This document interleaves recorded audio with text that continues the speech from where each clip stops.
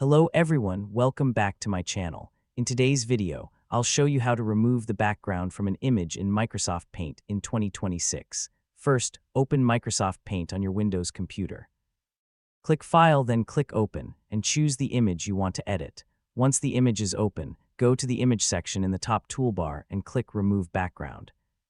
Paint will automatically detect the main subject and remove the background from the image. Wait a few seconds while the background is removed. In many cases, Paint does this automatically, but if some background remains, you can use the Erase tool to clean up the edges.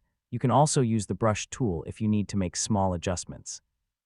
After the background has been removed, click File and choose Save As. To keep the background transparent, select PNG as the file format.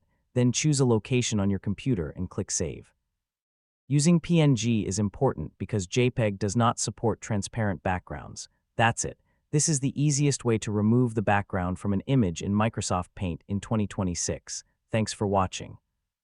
Don't forget to like, subscribe, and I'll see you in the next video.